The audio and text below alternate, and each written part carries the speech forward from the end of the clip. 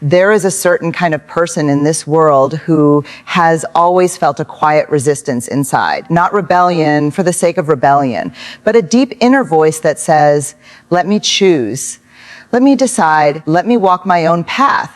If you have ever felt uncomfortable being controlled, ordered around, or boxed into expectations that don't match your spirit, something is not wrong with you.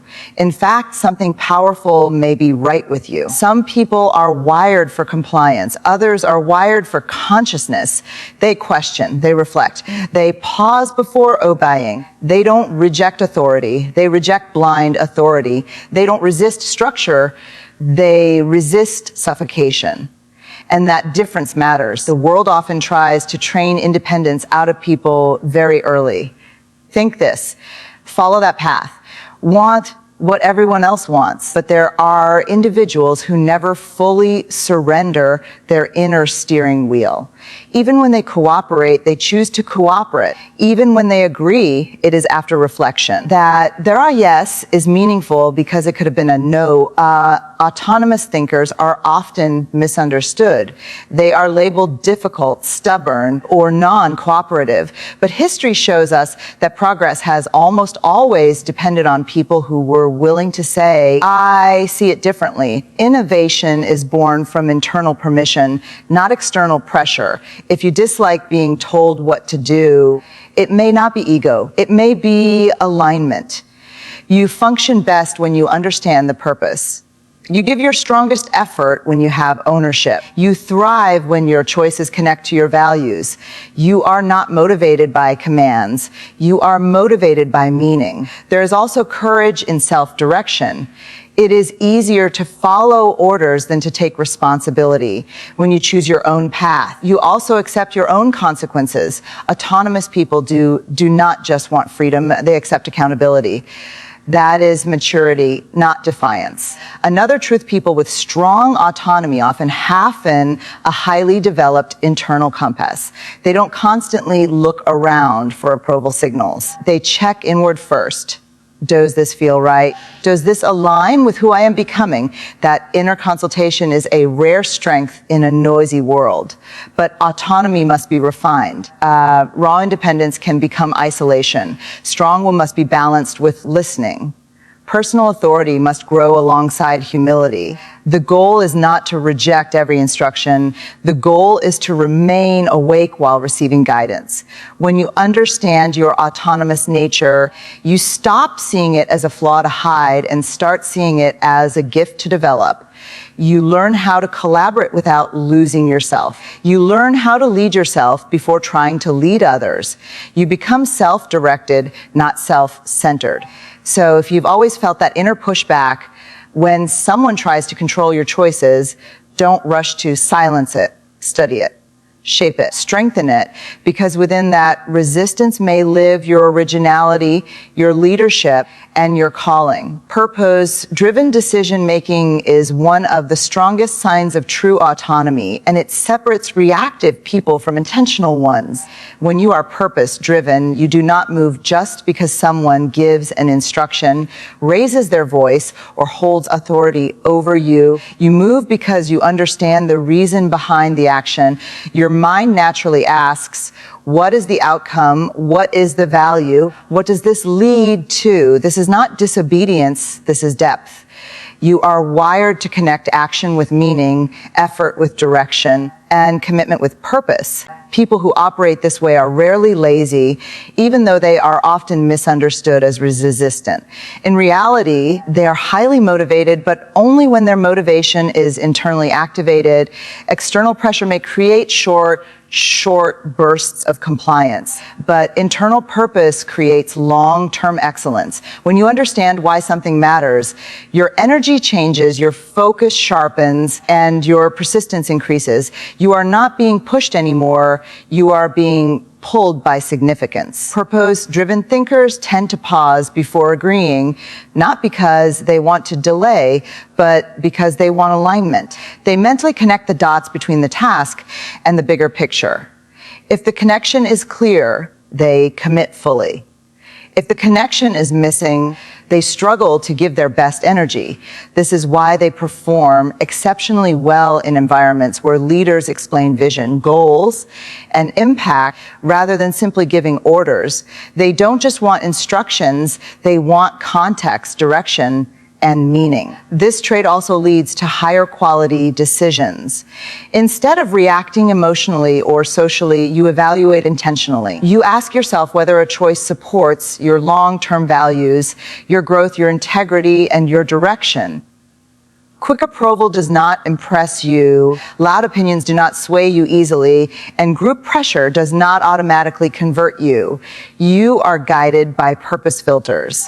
That filter protects you from distractions, manipulation, and wasted effort. Another powerful aspect of purpose-driven decision-making is endurance. When your reason is strong, your patience grows. You can tolerate difficulty, delay, and discomfort when you know why you started. Without purpose, even small obstacles feel heavy. With purpose, even heavy obstacles feel meaningful. You are not just working, you are building. You are not just obeying, you are contributing. That difference transforms your emotional stamina. Purpose-driven individuals are also more creative problem solvers. Because they are focused on outcomes rather than mere instructions, they are willing to adjust methods while protecting the mission. If one path fails, they look for another. They are not trapped by procedure when procedure blocks purpose. This flexibility, it makes them innovators rather than followers of routine. However, this autonomy trait also requires maturity. Not every instruction will arrive with a full explanation, and not every meaningful action feels exciting at first. Growth happens when you learn to ask constructive questions instead of rejecting direction outright. The goal is not to resist authority, but to understand intention. When you combine curiosity with independence, you become both cooperative and self-led. Living with purpose-driven decision-making means you choose conscious action over automatic reaction, meaningful commitment over forced compliance, and aligned effort over empty activity. You do not just ask, what should I do? You ask, why does this matter? And who does this help me become? And that question is the mark of rare autonomy. A strong internal compass is one of the rarest and most powerful autonomy traits a person can develop, because it means your direction comes from within, not from the noise around you. You are not easily pulled by trends, pressured by popular opinion, or controlled by approval. Instead, you evaluate choices through your own values, your own awareness, and your own sense of right and wrong. This does not make you stubborn, it makes you anchored. In a world full of signals telling you who to be and what to want, you have learned to listen inward before you move outward. People with a strong internal compass do not rush decisions just to fit in. They pause, they reflect, they measure. When faced with choices, they ask deeper questions, not just what will people think, but does this match my principles? Does this respect my truth? Does this support my long-term path? This inner referencing system becomes their guide. It reduces confusion, lowers regret, and increases self-respect. Even when outcomes are imperfect, they can stand by their choices because those choices were consciously made. This trait often begins early in life as a quiet sense something feels right or wrong beyond rules alone. While others rely only on external instructions, internally guided people sense alignment or misalignment. They notice discomfort when they betray their values, and they feel calm strength when they honor them. Over time, this awareness grows sharper through reflection, mistakes, learning, and self-honesty. The compass becomes more accurate the more it is used. A strong internal compass also protects against manipulation. Not every confident voice is a wise voice, not every loud message is a true message, and not every authority is correct. When your guidance system is internal, you do not surrender your judgment too quickly. You listen, but you verify. You consider, but you don't automatically absorb. This creates psychological independence. You become thoughtful rather than gullible, steady rather than easily swayed. Another important dimension of this trait is emotional regulation. When your direction comes from inside, your emotional state depends less on praise or criticism. Compliments feel good, but they do not define you. Criticism may hurt, but it does not erase you. You are able to receive feedback without collapsing or inflating. That balance comes from self-reference. You know who you are trying to become, so every outside voice becomes information, not identity. However, having a strong internal compass does not mean ignoring others. It means filtering wisely. Autonomous individuals still seek counsel, still learn from mentors, still collaborate, but they do not outsource final judgment. They gather perspectives, then decide consciously. This creates both humility and sovereignty. You can say, I hear you, and still say, I choose differently. This inner guidance also fuels consistency. When actions are valued based instead of mood-based, behavior stabilizes. You show up even when motivation dips because your compass points to commitment. You act with integrity when no one is watching because your standards are internal, not performative. Trustworthiness grows naturally from this pattern. Developing a strong internal compass requires self-conversation, honest reflection, and the courage to disagree respectfully. Asks you to examine your beliefs, question your impulses, and refine your principles over time. It is not fixed. It evolves, but it remains yours. When you live guided from within, you stop drifting through expectations and start walking with intention.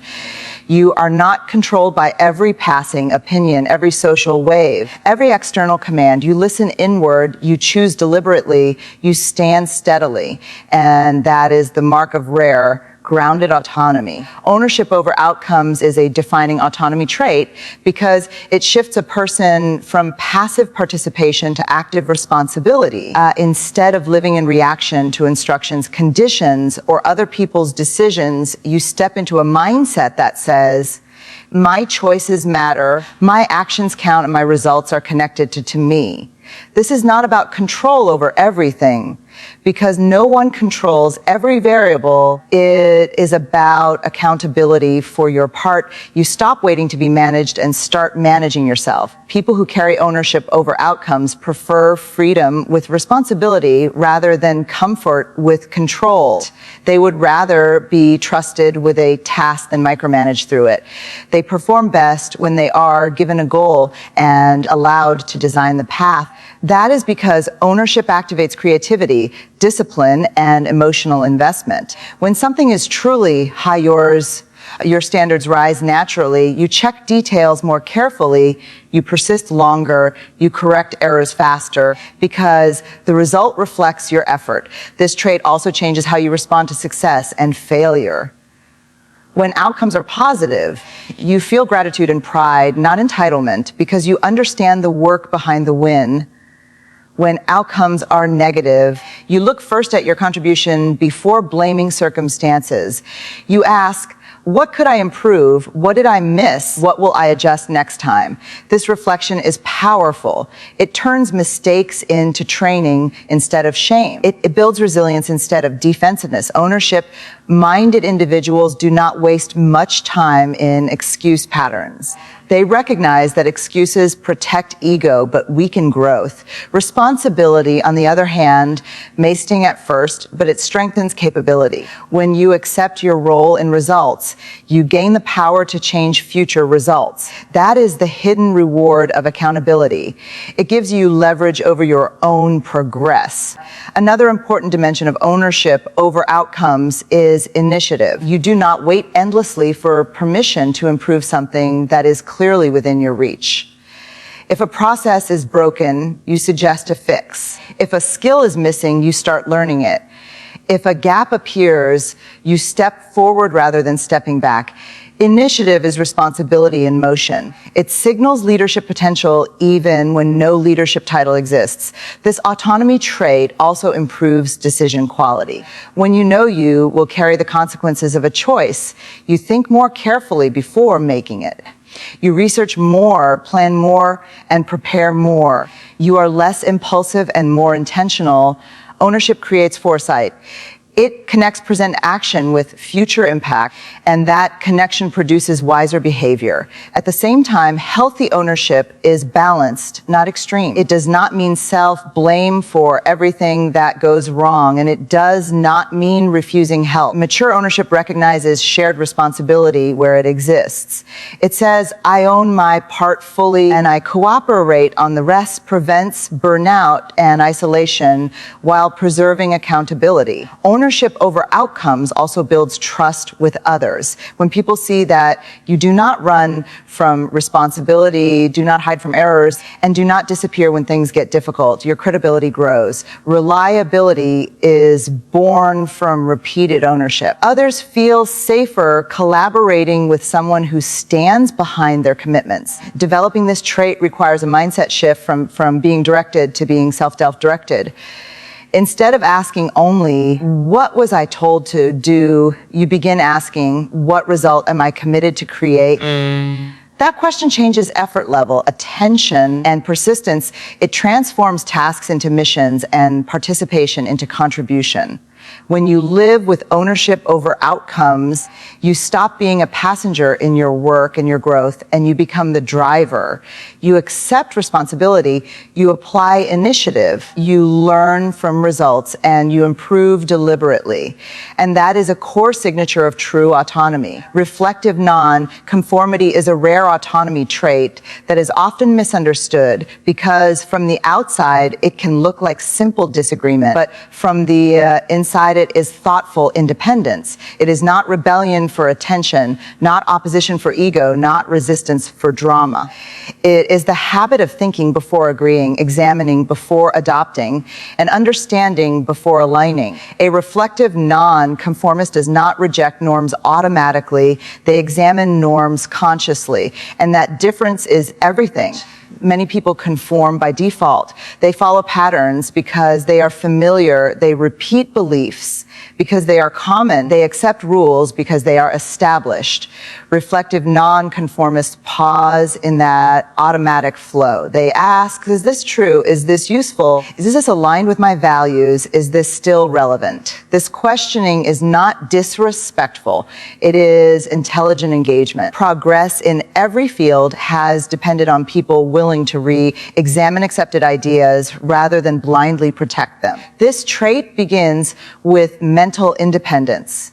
You give yourself permission to think your own thoughts, even when they are unpopular. You do not measure truth by majority vote alone. You understand that consensus can be comfortable but still incorrect. Because of this, you develop the courage to hold a different view without feeling the need to attack others or prove superiority. You can disagree without hostility, and that is a mark of maturity. Reflective non-conformity is grounded in curiosity, not arrogance. Instead of saying, everyone is wrong, you say, let me understand why this is believed, and let me test whether it holds. You read, you observe, you compare perspectives. Your independence is informed, not impulsive. That is why your conclusions tend to be more stable. They are built on examination, not reaction. Another strength of reflective non-conformists is adaptability. Because you are used to re-evaluating assumptions, you are more willing to update your views when new evidence appears. Blind conformists cling, blind rebels resist. Reflective thinkers adjust. You are loyal to truth more than to position. If better insight emerges, you are willing to evolve. That flexibility protects you from intellectual stagnation. This autonomy trait also reduces peer pressure influence. Social pressure works best on automatic behavior, when people act without reflection. But when you habitually think things through, pressure loses much of its force. You are less likely to adopt harmful habits, risky decisions, or shallow trends just to belong. You value belonging, but not at the cost of integrity. You would rather stand slightly apart than stand falsely aligned. Reflective non-conformity also fuels innovation and creativity. When you are not mentally locked into the usual way, you naturally explore alternative approaches. You ask better questions. You see overlooked angles. You connect ideas differently. Many breakthroughs are simply the result of someone respectfully asking, what if we try another way? Your mind becomes a laboratory instead of a copy machine.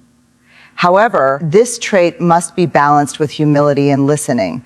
Not every tradition is wrong. Not every rule is outdated. Not every common belief is foolish. A wisdom includes knowing when conformity is efficient and when questioning is necessary. Reflective non-conformity is not permanent opposition. It is selective independence. You evaluate first, then decide whether to align or diverge. Practicing this trait means slowing your agreement, deepening your questions, and strengthening your reasoning. It means you do not outsource your thinking, and you do not silence your doubts without examination.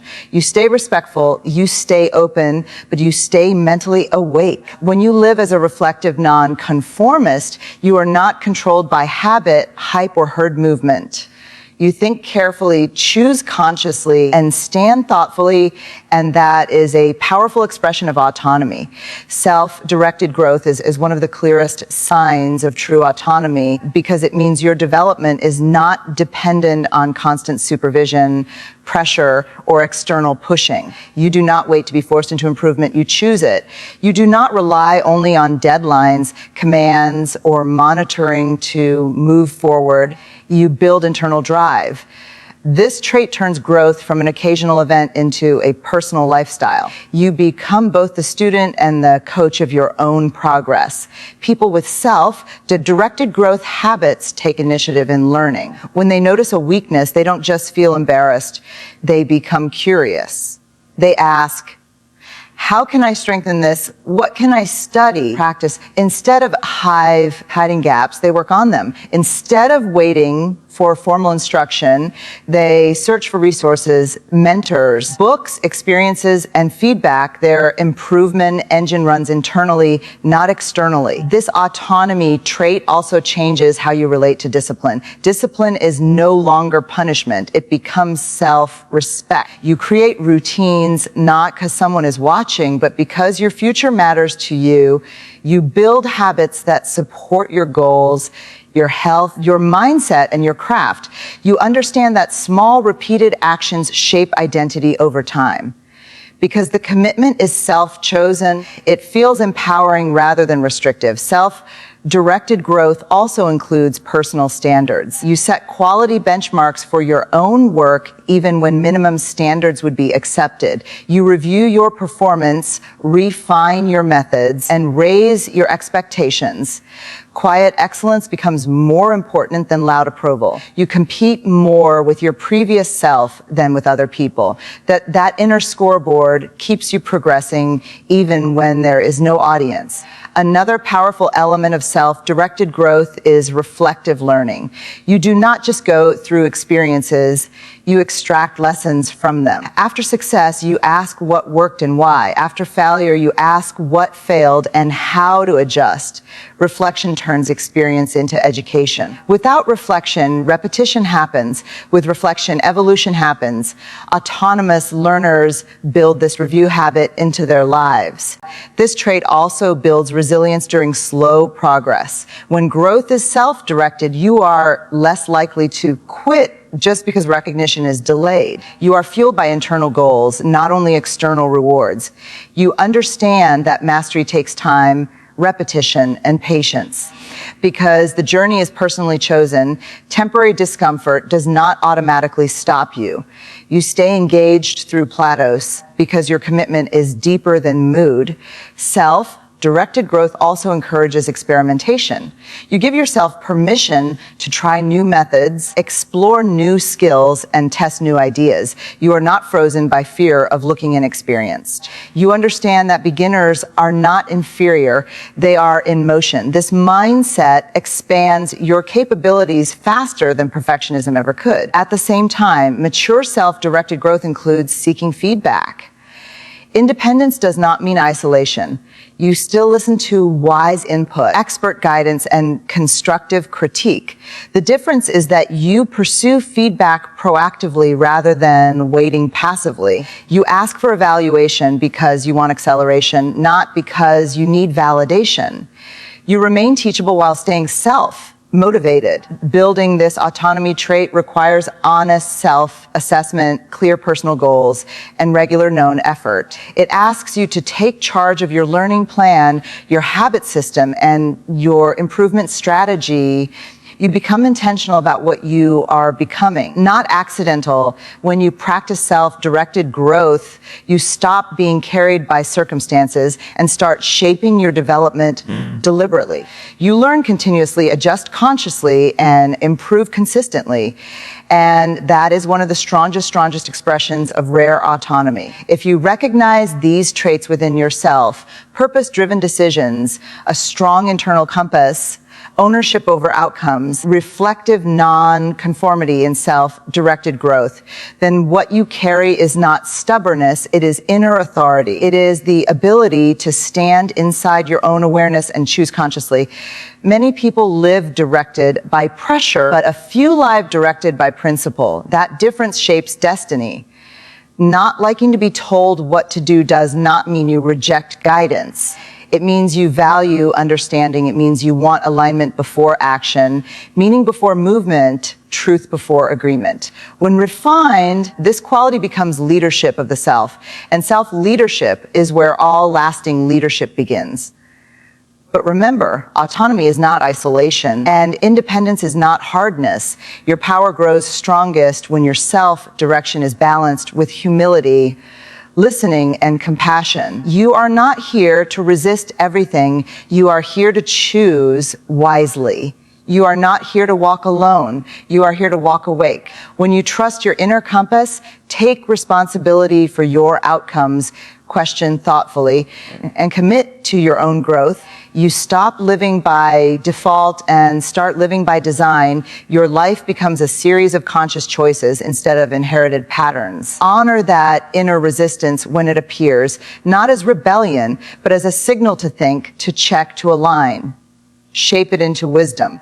Channel it into purpose. Let it mature into clarity, because the moment you stop needing to be pushed from the outside is the moment you begin moving with power from the insides. And that is where true autonomy becomes transformation.